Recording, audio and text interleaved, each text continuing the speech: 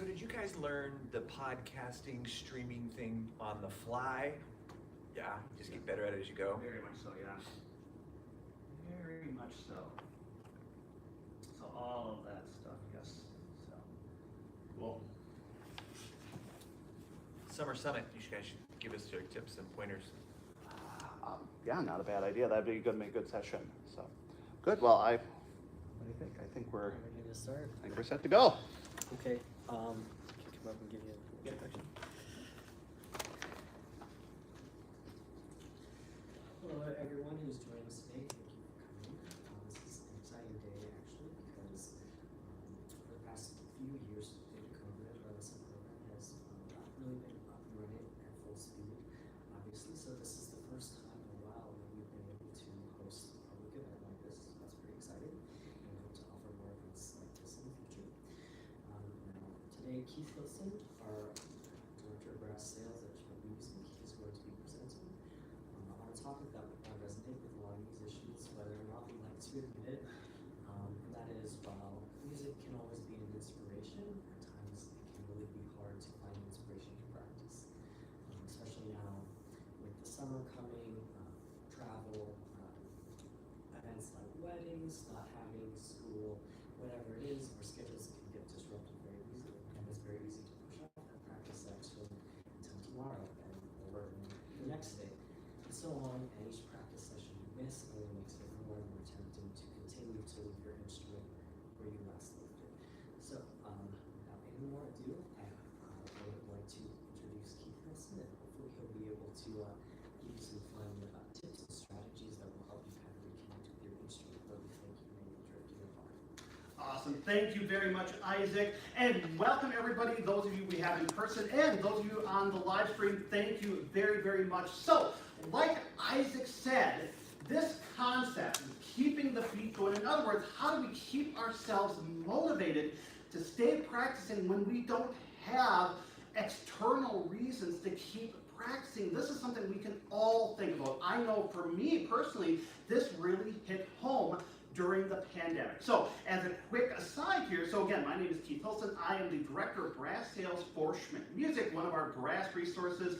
And so part of, besides, working with all of the great folks we have with Schmidt Music, all of our clients, I'm also a working musician. And so, kind of throughout my career, I've always had reasons to keep practicing.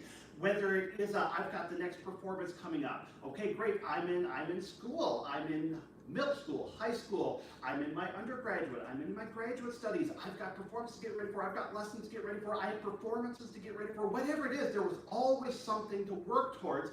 And boy, especially for the last 10 years or so, from like 2010 to 2020, that worked beautifully. I always had something to prepare for, and then March of 2020, everything went away. And I started staring my instrument in the face and saying, what am I going to do? I don't have all these great reasons to keep practicing, but I wanted to keep practicing. It's a part of what I am, it's a part of what we do, but sometimes we need other motivations to keep that practicing happening. So that's what I'm going to be talking about today, is how do we keep that beat going? What do we practice if we have nothing to practice for? That's where it gets fun. We create things to practice for. We create projects. We take advantage of all these different ways to keep ourselves motivated, which is really easy because there are a ton of really great tools, creative outlets out there for us as musicians to keep that motivation happening. So, like I mentioned, this really hit home for me in March of 2020. And I started thinking about right away, what do I do? How am I going to keep myself practicing? How am I going to keep myself engaged? And the first step that I came up with is establishing goals and routines.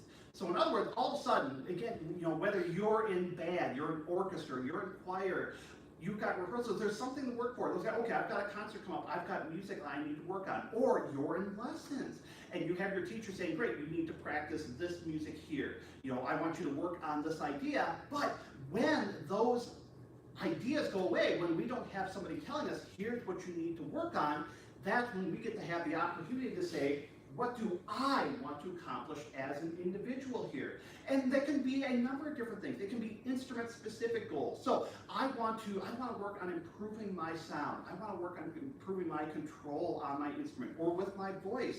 I want to work on improving my range, my technique, articulation, intonation, dynamics, endurance, whatever it is. I'll tell you, for me, one of my big things was endurance. So much of the playing that I do is very long sessions. I do a lot of salsa, Latin music. I do a lot of rock bands, playing with cover bands, etc. And a lot of times these are 2, 3, 4-hour performances. And so for me, just keeping myself practicing enough to maintain the embouchure, the air control, to be able to make it through those gigs whenever they came back, that was a big deal for me. But besides having instrument-specific goals or voice-specific goals, we can have musical goals as well. Working on our musicianship, stylistic interpretation, theory knowledge, style awareness, creativity, whatever it is, coming up with a plan. Summer is an awesome time to do this because, again, so for so many of us, it's I've got 3 months off. What a great time for us to say, here's what I want to accomplish, and really putting those ideas down. That's the first step. Following along with that is having a routine.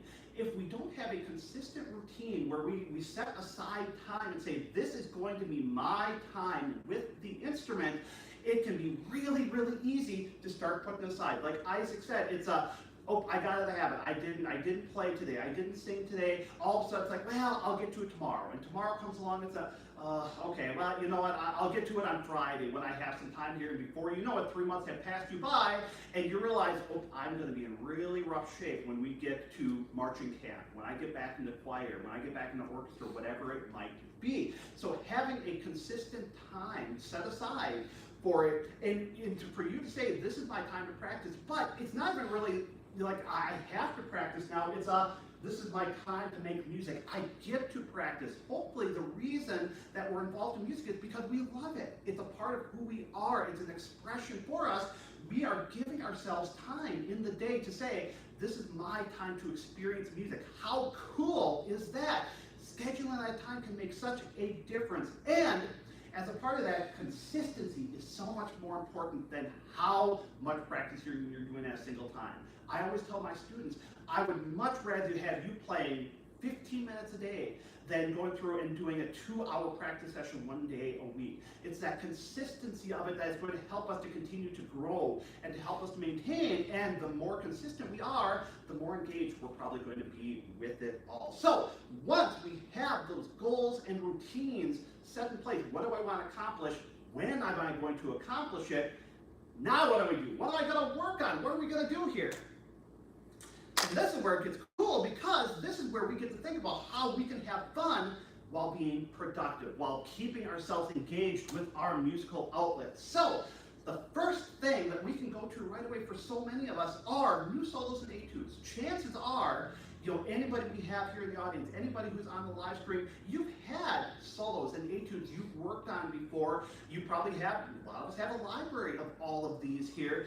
And so maybe this is an opportunity for us to go back and take a look at what I've worked on before, review some of that, but this can be a really great opportunity to explore new music, keep ourselves engaged, like, oh, here's something I have never done before. So for me, March 2020 came around, and I said, okay, what am I gonna do? I started looking for new music I want to play. Okay, I want to try to start some projects, work on some music I've never done before. So, and I'll talk about this. There are some really great resources. Obviously, you've got your local music store, like Schmidt Music, that can be wonderful, wonderful resources to go in, look through the stacks.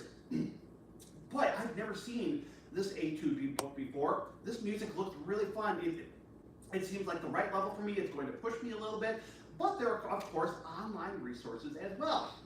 And so what I did is I went on to one of those online resources called imslp.org, which is it's a nonprofit organization really dedicated to collecting and making available public domain music. In other words, music that is due to copyright laws and publishing, all that kind of stuff. This is music that is free, available to the public. And I went through it, and it's really great. You go on there, you literally just type trombone. And there are all of these listings for you. Do you want trombone etudes, solos, trios, quartets, trombone with orchestra, whatever it is. And I started going through, and I found this. It was a collection of etudes that were written by a French composer by the name of Theodore Charlier.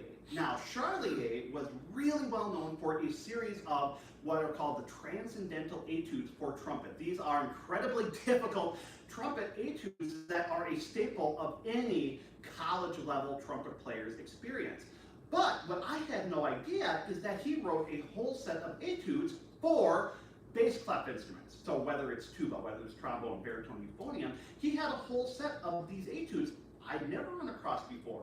And because nobody's publishing, oh, great, they're available. And what I started finding as I started digging through here is not only are these complex pieces of music, there's some really great musical content as well happening with it. So for example, this etude here is one that plays around with a lot of leaps. And as you may notice, there are a whole lot of accidentals in there. So I'm challenging myself mentally, I'm challenging my reading, and I'm challenging myself with all of these different leaps, and how can I interpret this musically? Where do I take this music?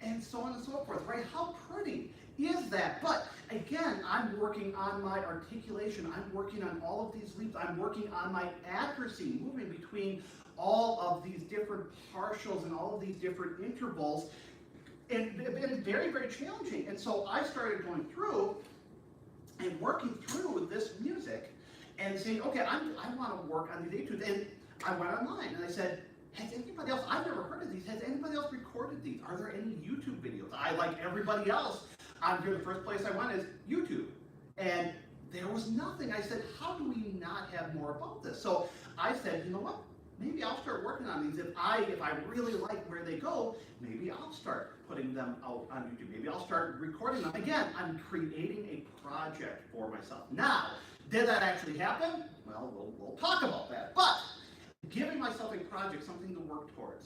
But that wasn't the one place there, but there were other opportunities as well. And like I mentioned, we can choose etudes around specific goals, or in the case of that Charlier etude, there was a lot of different things happening with it. Now, at the same time, again, all of this is happening, I'm looking for stuff there. I, like so many of us, I've got a lot of friends on Facebook, and all of a sudden, I had one day, around April 2020, I had a friend on Facebook put out a note. He's a composer, and he said, I, as a composer, want to keep myself working too. There, he had the same idea, and he said, my goal is to write a new piece of music every day.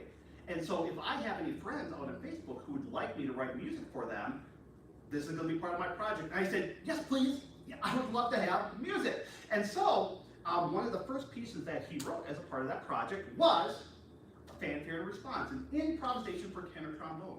So he went through, it gave him a project to work on, and then it gave me quite a project to work on myself, because he wrote pretty difficult music, but again, very, very challenging, and it was something that I really enjoyed spending time with, and it was collaborative.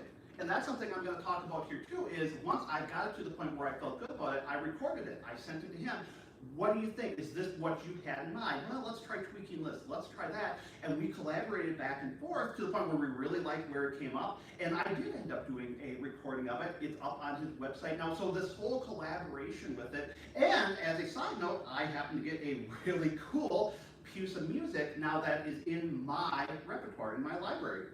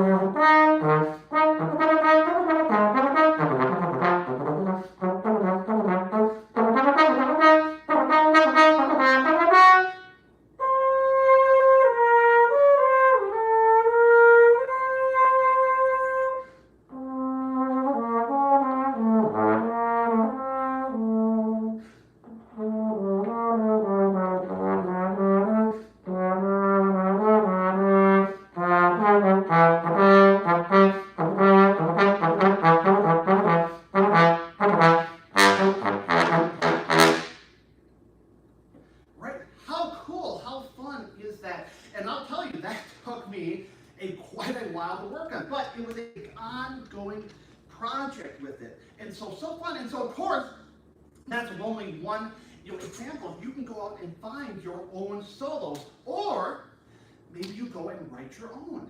You start working on, maybe I want to start learning how to compose music.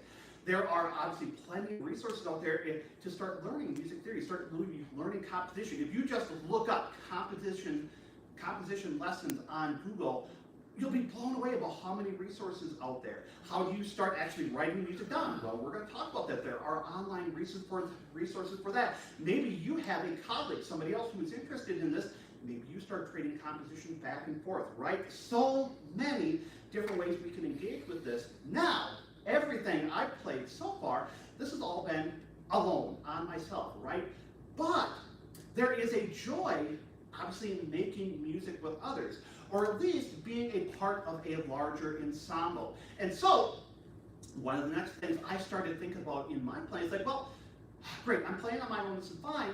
How can I make this more interesting? I'm somebody who tends to get bored with practicing. If I'm not careful, I just get into a rut, I stop paying attention to what I'm doing. So I always have to be looking for different ways to practice what I'm doing, and one of those ways is by making the practicing more interesting.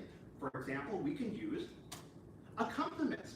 So there is so much music, and again, this is not a new idea, sir. For so many of us who in the last 20 plus years have started in band, orchestra, the lesson books you get most often have a whole CD, or a lot of times it's just download, codes for accompaniments for all of the music on there, because teachers and composers, the authors who are writing these books realize it's a lot more fun to play with other people, to make it more engaging.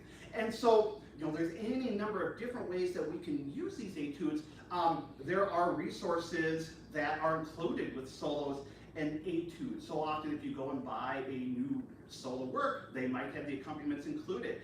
There's great resources like Smart Music. A lot of band programs, orchestra programs use Smart Music, where they have literally hundreds and hundreds of titles where they not only have the solo, but they have the accompaniment music to play along with.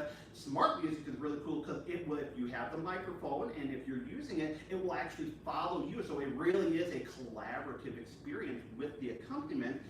But there are other resources as well. And once again, we go back to YouTube. I will say, as a quick side note, YouTube, I think, is one of the greatest inventions for the musician in the last 20 years. The amount of resources we have out there as musicians is absolutely insane. So, for example, in the trombone world, one of the best known etude books we have are the Bordoni Vocalises. These are incredibly beautiful pieces of music that we use to work on range, to work on technique, to work on articulation, to work on style, to work on our musicianship, right? And a lot of these etudes have had piano accompaniments written for them. So we can go along, we pull up on YouTube, and what do we know here? We have an accompaniment we get to play this etude along with.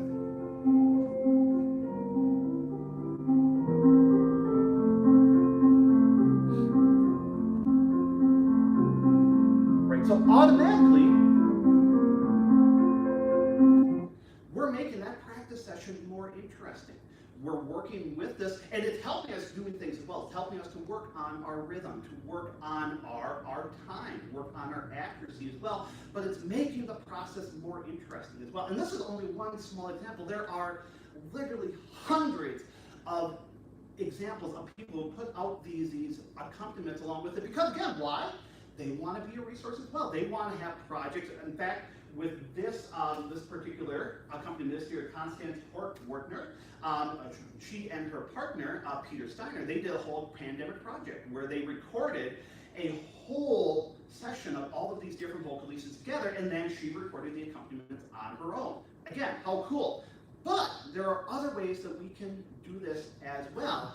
I am one who is a sucker for movie music, in particular Disney music. I have been enamored with Disney soundtracks forever and ever. My latest thing is Encanto. I think the entire soundtrack, beginning to end, is absolutely genius. But there's so much lineage with this. And so one of the things I really like to do is I like to play Disney music. And this is where it's fun.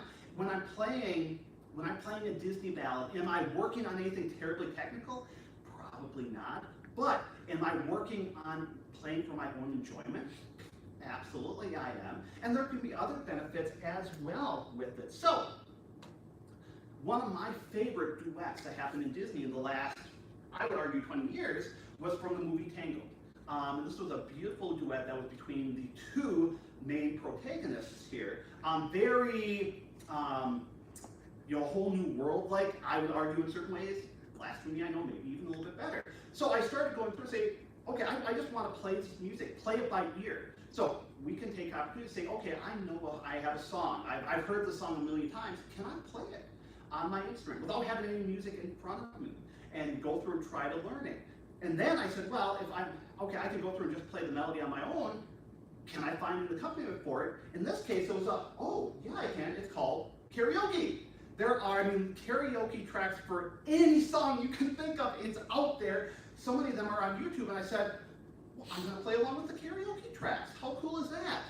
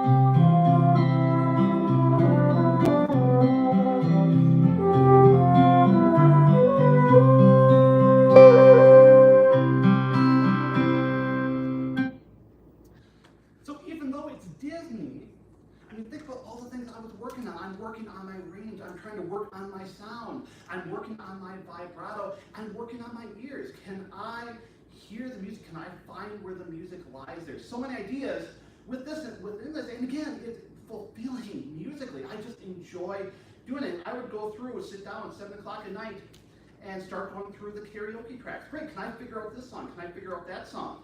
Just with this particular song alone, I found the recording, like the accompaniment, in literally like 5 different keys. Great. Can I play this song? Can I figure it out in 5 different keys? So many different ways to do it, and all within a free resource like YouTube, right? So,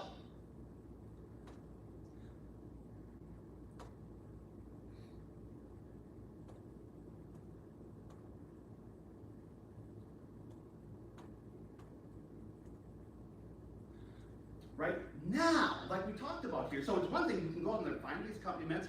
Maybe you go through and you write your own. Like I talked about, maybe you want to work on your composition. You want to start working on writing your own music, your solos, ensembles, right? One of the big things that we've seen in the last handful of years in the trombone world, for example, have been all of these massive trombone arrangements of, anything from Let It Go, from Frozen, to the Avengers theme, to the Star Wars soundtracks, all of this really cool stuff, and writing this massive music. Maybe we want to start learning how to do that. And like I mentioned, there are online resources we can start learning this, and there are online resources for us to write this music down as well. When I was starting as a musician, not to date myself too much, but back in the late 1990s, going into 2000s, we had music notation software. It was a little clunky, it tended to be very complicated, it tended to be very expensive. And so how cool is it we turn around 20 years later and there is frankly what I consider one of the better options that is free to use right on the internet called Noteflex. So this is a browser-based music notation software, and it lets you do anything really that any of the more advanced notation software do. Especially, I mean, for any of us who are doing this, if you're a full-time composer, you're probably going to be looking for different things. But for anybody who's not doing that, there's so much great stuff built into this. And in this case, in celebration for the Super Bowl, I said, let's see if I can write the NFL from NBC theme here, right? But that's just one little example of it. You can create whole orchestral scores in this if you want. And again, you work on this as a creative outlet. It'll play it back for you, or of course you can go through and you can print the parts and you can share it with yourself. So using this as a creative outlet, creating music for yourself to keep yourself practicing. And there are certainly other ways that we can do this as well. Again, like I said, I'm a big proponent of making my practicing interesting, keeping myself engaged. And so another thing I will do, and a lot of folks do this, is I will play along with drones. In other words, a drone is just a single note or often a combination of 2 or 3 notes that are creating a certain harmony. And you can go through and play along with this drone. It could be anything from very simple warm-ups to scales to maybe improvisational concepts. So just as a side note, if you're not familiar with improvisation, it's the idea of using typically a music format, a structure, very often based around chords and scales, to create music in the moment, where you don't have a plan, the music is just being created. You're creating melodies, you're creating harmonies using this structure as a form. And so I will go through and say, okay, I'm going to put a drone on. There's a really great app called Tonal Energy. It costs a few dollars on your smartphone, but it is the best, in my opinion, the best tuning app on the market. And you get a whole bunch of other things too. It will record. You can record yourself right in there, and you can listen back to it. You can slow it down to half speed so you can hear what you sound like in between every single note, every single phrase. Obviously, we have the tuner built in, and they have a drone built right in, so you can have this foundation to play along with. And this leads to kind of the next project that I started thinking about. So, the idea of creating, like I said, our own drones, can we create other music, like loops, for example. So, one of the favorite video games I had in the late 1990s, I think it came out around 99, 2000, somewhere in there, was a game called Ridge Racer Type 4. It was a racing game on PlayStation. The original PlayStation at that time. And at the time, it had cutting-edge graphics. But besides the game itself being really cool, what really captured my attention was the soundtrack.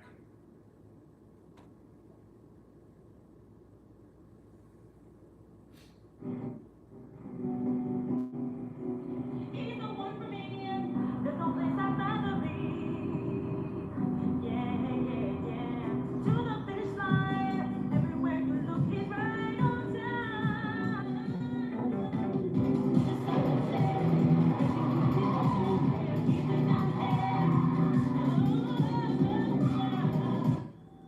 there. And there was this music, and I didn't even understand what the heck it was. I was a sheltered kid from the middle of Wisconsin. I'd never heard this before, but there was an energy to it that just captured my energy. And I spent literally years with this music in my head trying to figure out what in the heck is it? What's going on? And that slowly led me into EDM, electronic dance music. Obviously it's a thing here. You can look back in the history. It's an incredibly interesting history with it. But this sound always was in my head. And for a very long time, there was this idea percolating where I said, is there a way for me to create this? Again, it's that creative outlet. Can I create EDM? And like, what style do I want to create? There are so many subgenres of it. You can look at it. It's insane how many different directions it can go. What I really keyed in on is a particular sub-genre called Deep House. which is it's a little more groove oriented. There's some really almost more jazz-like harmonies going on in certain places, which again, for me as a jazz musician, is very appealing. And I started to think, well, how do I do this? Are there ways that I can start to create this and to be involved with it?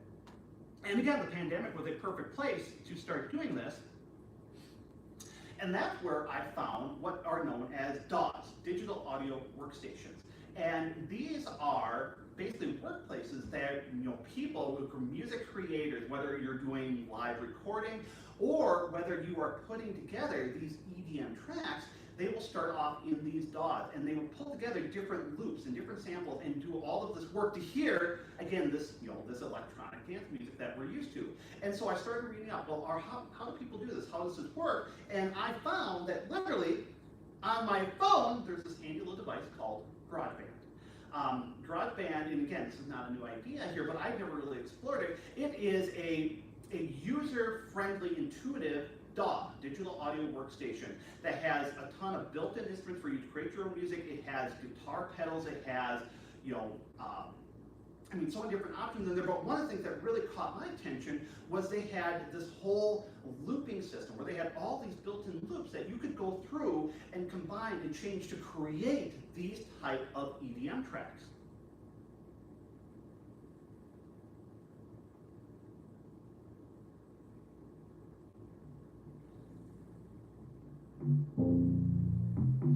And so this is, remember, this is all right on your iPhone here. So,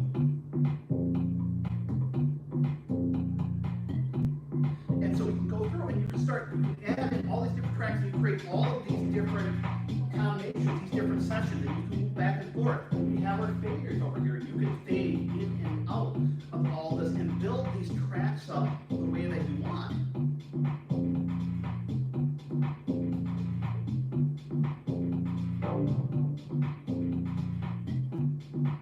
And one of the really cool things, so what I started doing with this is I started using this as a drum. I would sit and I would improvise over the top of it. I would just use it as a tool to work on ideas, whether maybe I want to work on a scale. Maybe I want to be working in a particular key. One of the really cool things with this is that you can go through and you can change the key of the song to whatever you want to be. So as a practice tool, how cool is say, okay, well, I'm in the key of G minor. Where else do I want to go? Maybe I'm going to go to B flat. And so great, so all of a sudden, again, I've got a built-in tool. It's like, okay, I'm going to work on my improvisation in key B flat. I want to work on my B flat minor scale. Great, here we've got a brand new tool to do that. And this was really great, but I started thinking about, well, if I want to be trying to really like create this EDM music live, how is this going to work? How am I going to keep my, how am I going to make this work if I was actually trying to perform with it? And so I did a lot of looking and reading. I tried to find is there anybody doing any live improvisational EDM music? And what I found was this one cello player in Germany who did a video back in 2012.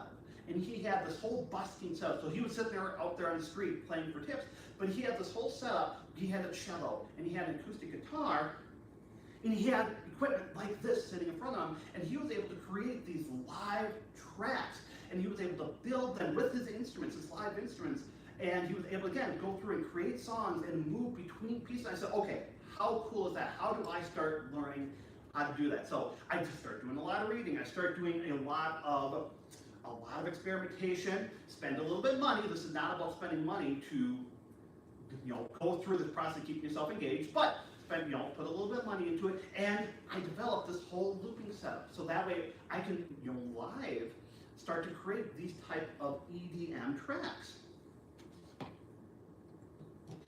Of course, I have to unplug stuff and replug stuff in for this to work.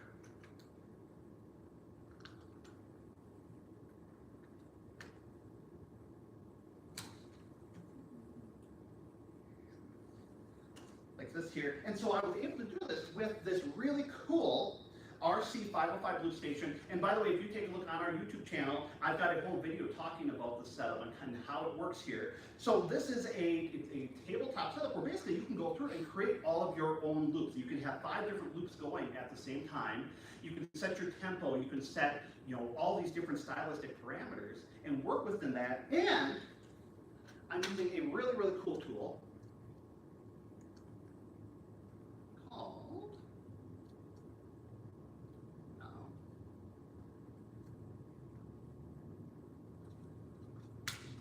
no technical difficulties, called the Silent Brass. And this is a practice mute system that was invented by Yamaha, what, 20, 30 years ago. And so it's a practice mute, so it makes you quiet, but it has a built-in microphone.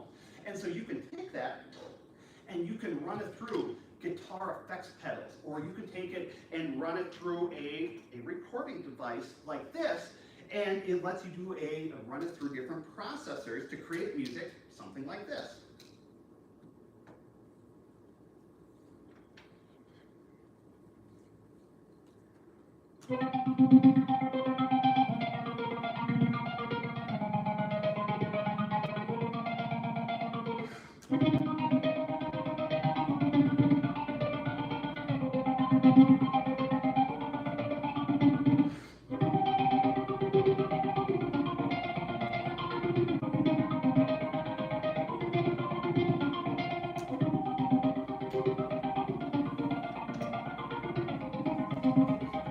And so I can take that and I combine it with this great little keyboard set that I have, so then I can start adding in either keyboard effects or I can start adding in percussion.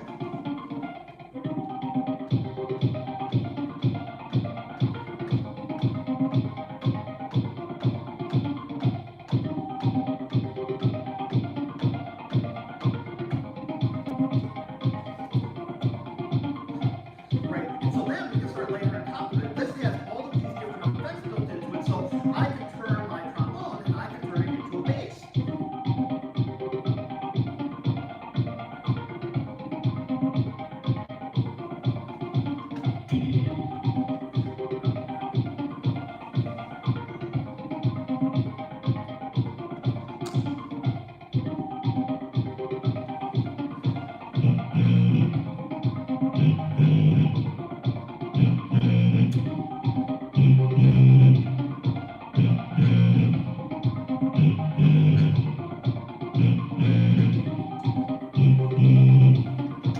And we can go through and we can build all of these different tracks and we can fade in and out of them.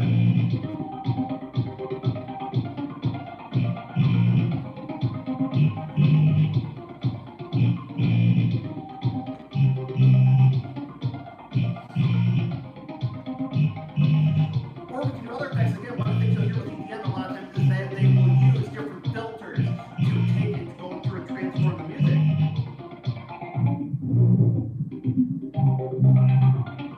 You know, and in live performance, we can start getting creative.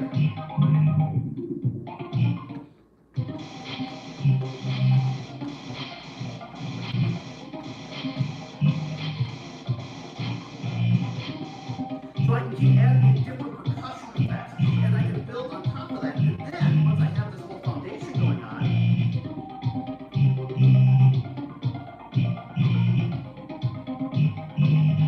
then I can use it as a platform to improvise, to build melodies on top of it.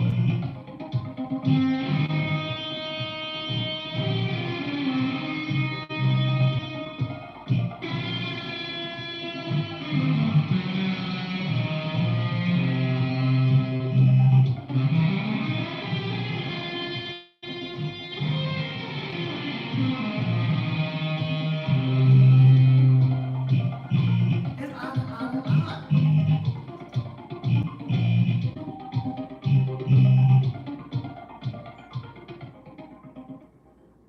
You know, and so on and so forth there. So, and again, so this was a project. The whole idea here, well, can I use this ultimately? Could I actually be able to go out? Could I be able to play a show with the setup like this? Maybe. I haven't done it yet. Maybe that's sitting out there. But what did it do for me in the meantime? I spent hours with this, thinking about, I mean, yes, I'm keeping myself engaged technologically. I'm learning how all this works here. I'm forcing myself to be thinking musically. I'm putting my music theory to work. I'm thinking about composition. Okay, what elements do I combine together here? You know, what can I take out? How can I make this interesting? And I'm doing it all while being able to keep practicing my instrument. I'm playing my instrument. I've got my horn on the face. Like I said at the beginning, one of the big things I wanted to work on was endurance. In other words, keeping myself in good playing shape. And a lot of times endurance is about just playing regularly and getting a good amount of playing in. This was an awesome way to do that. So again, it's not saying that this is the only way to do that, or you have to go out and spend a lot of money to do it, but it's a creative outlet, and that's really the big point with this is, how do we keep ourselves engaged creatively, right? So we've gone through, we've explored all these different ways that we can go through and find new music to work on, but what do we do with the music from there? That's where we come into recording possibilities. One of the really, really great things that I enjoyed about the pandemic, I know, weird sentence, right? Here's what I enjoyed about the pandemic, but one of the things I did think that was so cool is how creative musicians became, and how we created all of these different projects, all of these wonderful collaborations. People were putting out all of this new music all of the time.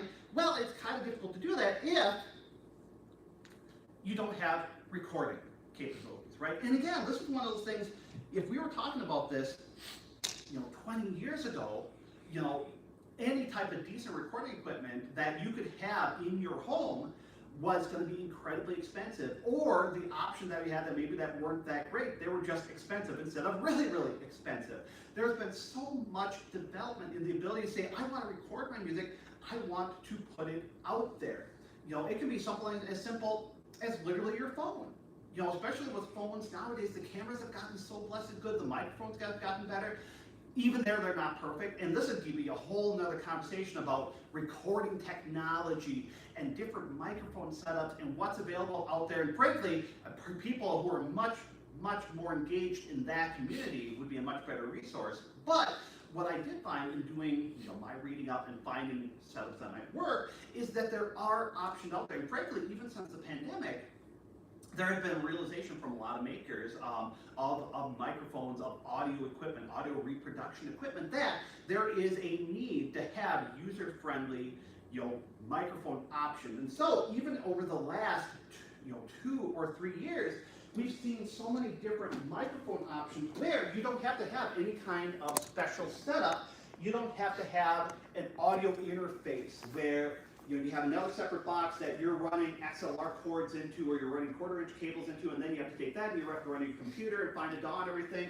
With so many of these options now, it's all just built right in, right? You can go directly to USB, run it right into your computer, and they're going to be, oftentimes good quality recordings as well. Music that you can utilize here as well. So, going through and finding, okay, we've got microphone options, maybe we want to go and invest a little bit. Now, what do we do with that music from there? Like, what do we use to actually record? And that's when we start getting into recording software. And again, good news, there are a lot of free, user-friendly options out there right now for us to record. So, for example, with us in instrument music, in our trombone shop, in our saxophone shop, in our flute gallery, we use recording software called OBS, Open Broadcast Software. It looks like this, and it's a really powerful tool that actually a lot of streamers use. So a lot of people you see on Twitch, a lot of people, the YouTubers you see, are using software like OBS because it's very user-friendly. It lets you pull in different audio visual input. So let's say maybe you have a camera over here that's recording, and let's say maybe you have a phone that's serving as a separate camera, and let's say that you're recording this all onto a microphone. It can take all of these different inputs, throw everything together, put it in a really, really nice package, and then you can do really cool things like throw overlays over the top of it. And you can have all these transitions and everything. You can have screen within a screen, all of these different really, really cool ideas, and it records it into a really friendly format, or you can live stream doing it. I actually use this setup to do some Twitch streaming with my looping setup here. And putting it all out there, it's very, very user-friendly, but we can also go back to these digital audio workstations as well, right? So these are kind of recording specific. They don't have audio inputs necessarily, but they're recording specific multi-track recorders that are going to let us record, whether we want to record one part. Let's say we want to record multiple parts.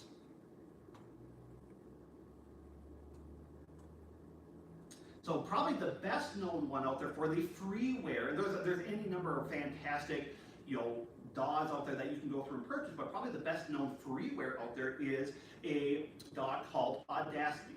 This has been around quite a while. There are other options out there. A lot of people still say Audacity is maybe one of the most user-friendly. It still does a fantastic job. And what this does is, again, it lets you record multiple tracks at the same time. You can build and you can layer tracks, just like if you went to a recording studio and you went through and say, okay, great, we're going to take one here, and then we're going to put the percussion on top of that, and we're going to put bass, and we're going to put keys, etc. This is the exact kind of software that they're going to be using in those studios, and they're available right here at home. Now, what do we do with that? One of my favorite things that I really have loved doing for a long time with this is recording duets, right? If you have ever done a lesson on your instrument, whether it's a wind instrument, whether it's a string instrument, whether it's a vocal, piano, whatever, there's a really good chance you play duets. Why? Because duets are such a wonderful way to make music in a chamber setting. It can be argued that making music by yourself, there's a skill level to it, but true musicianship starts to happen when we have two or more people playing together at the same time. Duets let us do that, and they let us work on our style, they let us work on our technique, our listening, our intonation, all of these ideas. So it's really great to be able to do that with somebody else. Why can't we do that on our own? Why don't we record our own duets like this? So, one of the big issues with recording music by yourself is, well, how do I keep track of my tempo? DAWs like this, audio workstations like this, have the ability to create your own rhythm track. And I've got my tempo in place. I say, what do I want my keys in my time signature to be? How many bars do I want? In this case, it defaults to 281 for some reason. And there, all of a sudden, we've got a click track. We've got a track to keep ourselves in line while we start recording multiple parts. So from there, then it's as simple as literally hitting the record button, the little round red button there. And we've got our microphone in place, and we can start recording our music. So throw on a pair of headphones. One of the issues if you don't have headphones is, of course, you can hear the click track, which nobody wants to hear.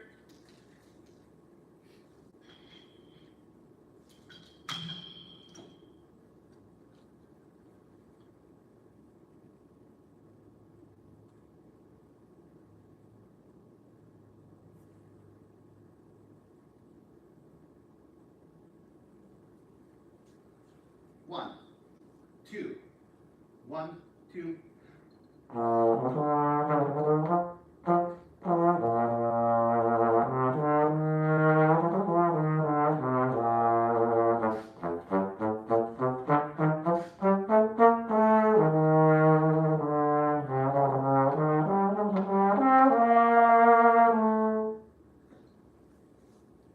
So there I've got track 1. Let's go ahead and record the top part right on top of that.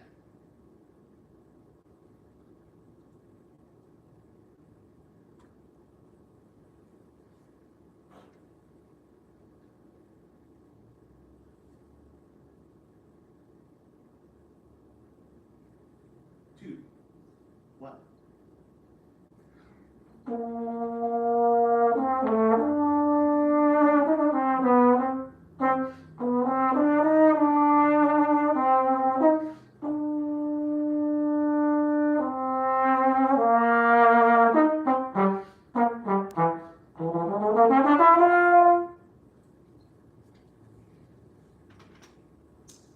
Well, let's take a listen, hear how we did.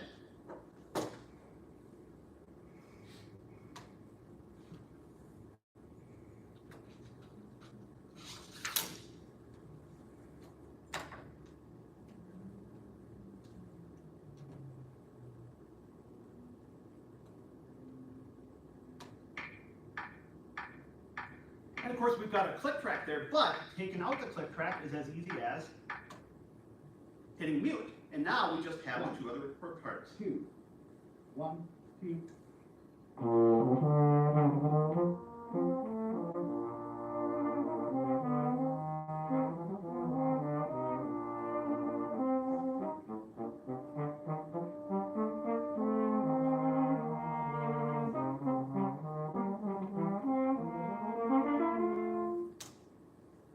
So all of a sudden, we're creating our own duets. We're creating our own music. Imagine you take that, and let's say you've got a cell phone video and you go through and you can use one of these. There are audio-visual processing software out there, any number of different ways you combine. In fact, there is really, really cool apps on the iPhone, on Android, Google, whatever you're using, where they actually let you record, they call them acapella is one of them, where it lets you record multiple parts at the same time, so you can layer them on top of it, you can share them. This is something that on TikTok, so we haven't even talked about, we'll talk about sharing in a minute here, but this is something that a lot of TikTokers have used, where they record one part of something, and they open up a creative outlet for other people to add onto the music to help make it their own, right? So we're going through, we're finding music to play, we're working on this music, we're helping it to keep us active, to keep us engaged. We're going through and creating recording of this music, and the recording doesn't have to be the end goal. So if you remember, a while back, I talked about these Charlie 8 etudes, and I mentioned that I had this idea that, great, if I really get these going, if I'm really happy with how I'm playing these, maybe I'm going to go through and record them. Did I do that? Not yet. I'm thinking about it. It's still out there, but, and then this can be, again, if the goal for ourselves is, I want to record some music, I want to share it with others, I just want to play it, have it recorded for my own benefit, that's awesome. How cool is that? But the whole idea of the process doesn't have to be about the end goal. There's always that concept is, what's the goal of a journey? Is it about the destination, or is it what happens in between the journey? And I would really argue that so much of what we're talking about here, it's the end goal is a part of it, but it's the journey, and it's the process of that journey is really where a lot of the growth happens. And if you happen to hit your end goal there, well, you know what, that's fantastic. That doesn't have to be the only goal, though. And like I mentioned there, you go through, let's say you go through and do this work here, how do we share this? There's any number of wonderful resources. We've got SoundCloud, we've got YouTube, Facebook, Instagram, Twitch, TikTok, all of these different ways we can share that music. And again, it's such a wonderful thing for us to be engaged, to be a part of that musical community, and it can give us a really firm goal to work on. But like I said, if that doesn't happen, if we don't get to the point, if I went through and recorded a lot of those Charlie A etudes, I never felt happy with them, but you know what? That's okay, because the goal wasn't necessarily the recording, the goal was the process of learning this music, getting it comfortable. And maybe I'll come back to them and work on them again, but it was so important going through that, kept me playing through very slow times when I very well might not have been motivated to practice otherwise. And that's really the goal of all of this. And kind of final notes here as well here. We've talked about some of these ideas, but this whole idea of keeping ourselves engaged, keeping ourselves playing, again, get ready for when we have performances, when we have lessons, when we have rehearsals, get ready for consistency over volume, doing it on a regular basis. Not only is it going to keep us more activated, not only is it going to make it easier for us to come back to playing the next time, it's reassuring to the soul. Again, music is such an important thing to us as people. I cannot tell you how many people I talked to during the pandemic when all of a sudden everything slowed down and all of their other activities they had done in their life had to go away because of necessity. The first thing so many people turned to was music. I never realized how much I missed playing, how much I missed singing. I want to get back to doing this again. Consistency over volume. The journey is as important as the destination. Find what keeps you excited. Try one thing. Maybe you find some new music and you say, I'm going to work on this for a while. Okay, after a while, maybe that's not quite doing it for me. Move on to something else. Keep those goals in mind. Help to find ways to accomplish those goals. And finally, enjoy your time making music. Because again, the whole idea with so many of these different topics that I talked about is that, yes, they were great for me. They helped me to work on all these different ideas, but they were fun to do as well. And so often we get lost in music. It's about, okay, I've got stuff I have to get done, right? I have to learn this music. I have to do this and that. It should be fun. It should be enjoyable. Take the opportunity when things are a little bit slower to play music that is exciting, that is interesting for you, that you love playing, enjoy playing. It should be a treat for you to go into your room and to start singing, to sit down at the piano, to sit with your violin, to sit with your trumpet, whatever it is. It should be enjoyable to make that music, to give yourself time to do that. So with that, I really appreciate the time. You know, if you have any questions, obviously those of you in the audience, you can feel free to grab me after the fact here. Otherwise, if you are on the streaming channel here, you can certainly feel free to leave comments, and you can always reach out. So again, my name is Keith Hilson at Schmidt Music. Easiest email is travelshop@schmidtmusic.com. Or of course, I can suggest you stop into any one of your Schmidt Musics, any local retailer. You know, tell them, hey, I'm looking for ways to keep practicing over the summer. I can guarantee they're going to have ideas for you because they're musicians. They want you to keep practicing just as much as you want to keep practicing. So with that, I really appreciate it. I hope everybody has a great evening. We'll talk to you soon.